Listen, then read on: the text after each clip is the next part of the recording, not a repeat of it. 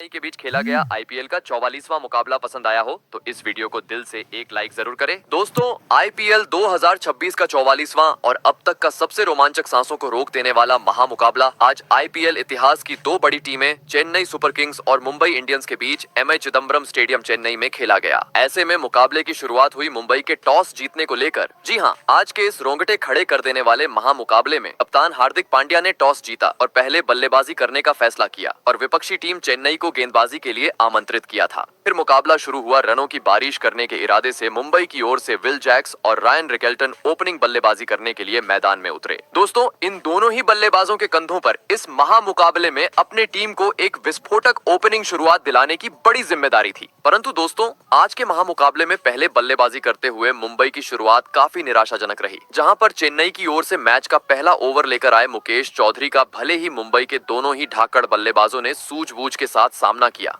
और गेंदबाज को सम्मान देते हुए इस ओवर में एक ही रन बटोरा। परंतु दोस्तों, दूसरे ओवर में जैसे ही अंशुल कंबोज गेंदबाजी पर आए, स्ट्राइक पर मौजूद बिल जैक्स ने उनके खिलाफ बड़ा शॉट खेलने का प्रयास किया। परंतु दोस्तों, अंशुल कंबोज की बाहर जाती हुई गेंद को वे समझ नहीं पाए और बाउंड्री पर खड़े खिलाड़ी को एक आसान सा कैच थमाकर 2 ओवर के भीतर ही अपना कीमती विकेट गंवा बैठे। आपको बता दें, बिल जैक्स आज चेन्नई के खिलाफ मात्र एक ही रन बना पाए। दोस्तों, पावर प्ले में ही मुंबई का बड़ा विकेट हाथ लगने के चलते अब जल्लोष करते हुए चेन्नई के खिलाड़ी मैदान पर नजर आ रहे थे, तो वहीं दूसरी ओर बिल जैक्स काफी निराश होते हुए पवेलियन का रास्ता नाप चुके थे। ऐसे में दोस्तों, पहला विकेट गिर जाने के बाद अब 3 नंबर पर बल्लेबाजी करने मुंबई की ओर से मैदान में उतरे नमन धीर, जिन्होंने आते ही अपनी बेहतरीन लय का नमूना मैदान में पेश किया और दूसरी ही गेंद को पीछे की ओर खेलते हुए शानदार चौके के साथ अपनी पारी का आगाज कर डाला। परंतु बता दूं, इस ओवर में चौका आने के बावजूद ये ओवर देखा जाए तो चेन्नई के हित में रहा, जहां पर अंशुल कंबोज ने विकेट तो चटकाया ही और साथ ही महज 4 रन बटोरने का मौका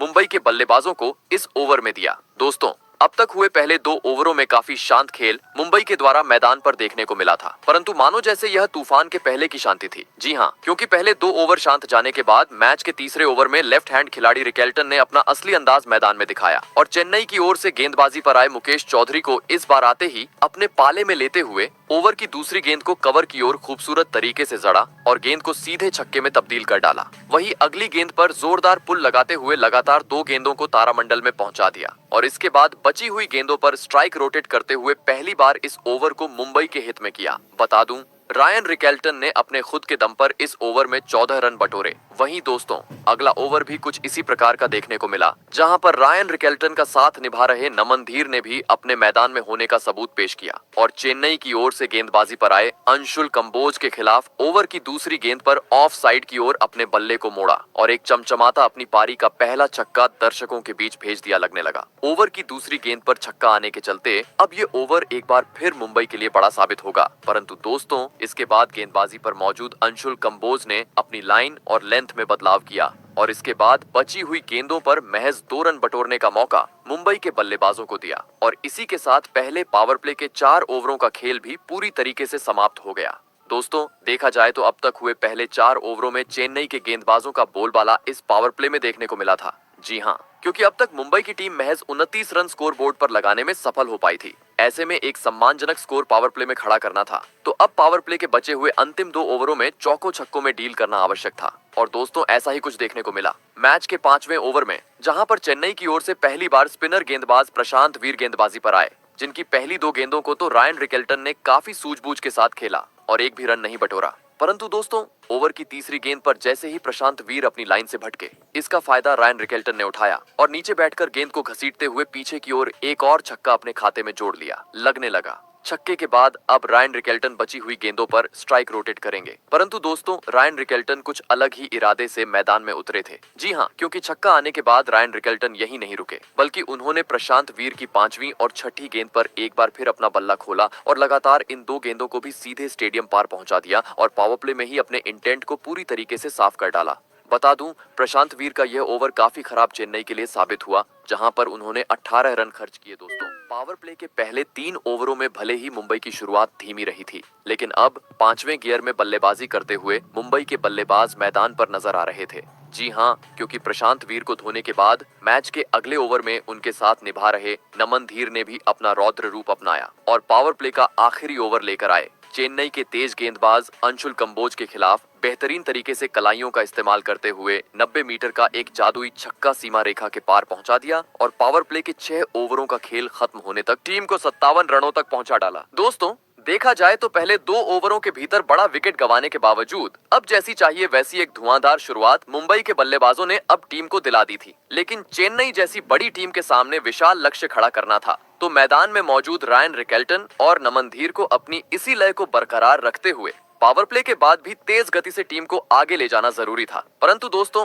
ऐसा कुछ मुंबई के बल्लेबाजों की ओर से देखने को मिले। उससे पहले ही चेन्नई के कप्तान ऋतुराज गायकवाड़ ने चालाकी की और पावर प्ले के बाद अगला यानी मैच का 7वां ओवर नूर अहमद को करने दिया। और दोस्तों, गेंदबाजी पर आए नूर अहमद ने भी गायकवाड़ को बिल्कुल भी निराश नहीं किया और अपने ओवर की पहली 3 गेंदों पर 2 रन खर्च करने के बाद ओवर की चौथी घूमती हुई गेंद में अब तक टीम के लिए खतरा साबित होते जा रहे रायन रिकेल्टन को फंसाया और बाउंड्री पर खड़े उर्विल पटेल के हाथों कैच आउट करवाते हुए आज के महामुकाबले का दूसरा झटका मुंबई की टीम को दे दिया। आपको बता दें, रायन रिकेल्टन आज चेन्नई के खिलाफ 24 गेंदों में 37 रनों की पारी खेल आउट हुए। दोस्तों, खतरनाक रूप में नजर आ रहे रिकेल्टन का बड़ा विकेट हाथ लगने के चलते अब जल्लोष करते हुए चेन्नई के प्रशंसक मैदान पर नजर आ रहे थे, तो वहीं दूसरी ओर मुंबई के खेमे में अब पहली बार चिंता देखने को मिल रही थी। ऐसे में दोस्तों, दोनों ही ओपनिंग बल्लेबाजों के पवेलियन लौट जाने के बाद अब मुंबई की ओर से मैदान में उतरे T20 के ढाकड़ बल्लेबाज सूर्य कुमार यादव, जिन्होंने आते ही अपनी बेहतरीन लय का नमूना मैदान में पेश किया और पहली ही गेंद को पीछे की ओर धकेलते हुए एक लाजवाब चौके के साथ अपनी पारी का आगाज कर डाला। वहीं अगले ओवर में दूसरी छोर पर खड़े नमन धीर ने भी गेंदबाजी पर आए प्रशांत वीर के खिलाफ अपना ढाकड़ अंदाज दिखाया और कवर की ओर बल्ले को मोड़ते हुए एक उड़ता हुआ चौका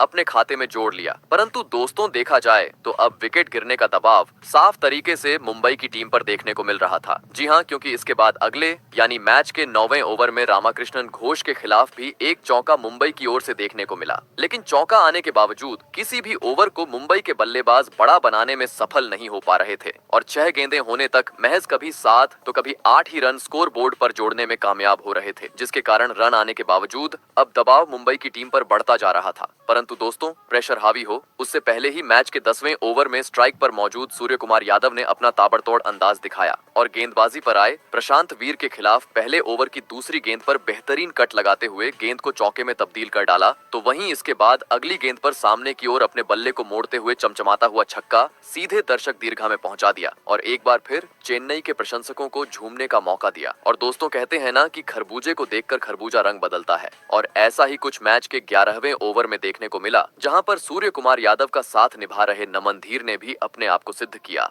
और चेन्नई की ओर से गेंदबाजी पर आए रामाकृष्णन घोष के खिलाफ लगातार पहली 2 गेंदों को चौकों में तब्दील कर डाला। दोस्तों, पहली 2 गेंदों पर अब 8 रन